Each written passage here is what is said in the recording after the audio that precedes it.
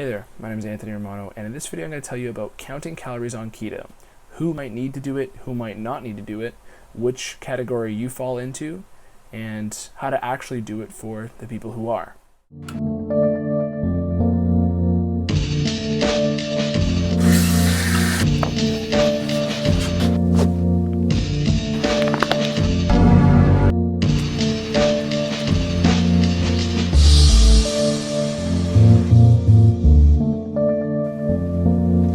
So, if you're wondering about if you need to count calories on keto, the short answer is absolutely everybody can benefit by counting their calories when on a ketogenic diet.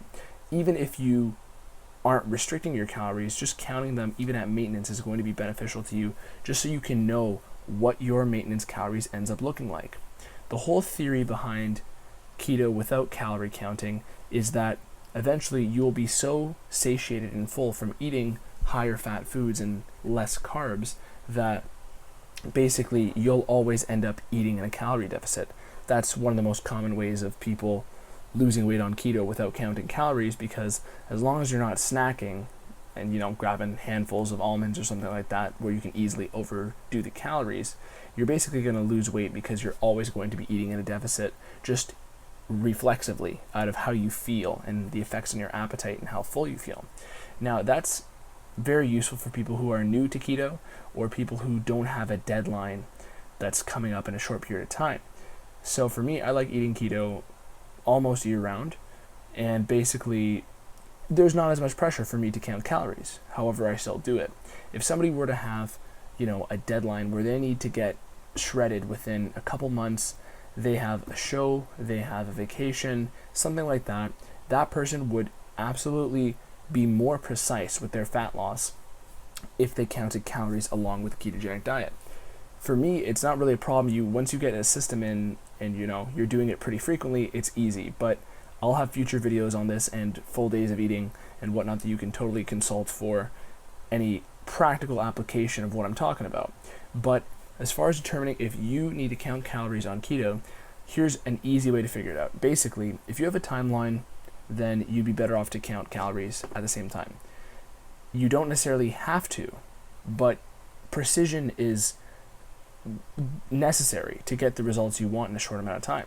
So if you don't have that extra level of management, you're not really going to get the extra results, right? So if you're the type of person who wants the best results all the time, which is a totally valid trait to have. I mean, that's the reason why I started doing this diet in the first place. I wanted the best results, and basically if you're one of those people, then you absolutely should count calories at the same time.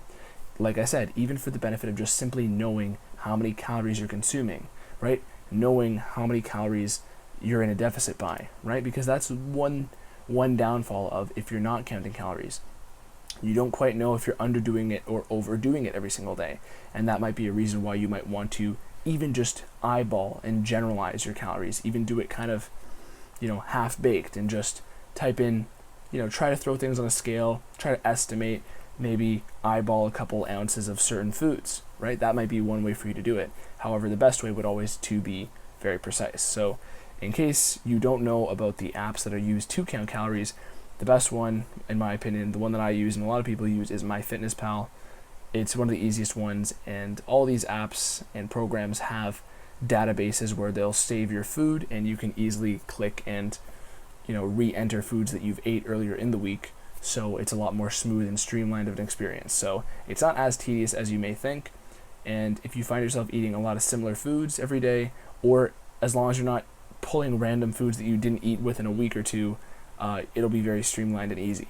So the primary determiner is your deadline, right? If you're doing this for the lifestyle benefits, if you're doing this for a couple months, and there's no gun to the back of your head saying you need to be ripped by this vacation date, this show day, then you might not have as much pressure to count calories, but I recommend doing it vaguely, even just for a better understanding of your body and a better understanding of yourself, because down the line you might not be able to have as good of a reference of your recall of keto, because you might not be able to say, previous diets where I was counting calories vigorously, right? You always have that extra level of precision. You want to have the experience of keto at the same level of precision of any other diet you may have done in the past.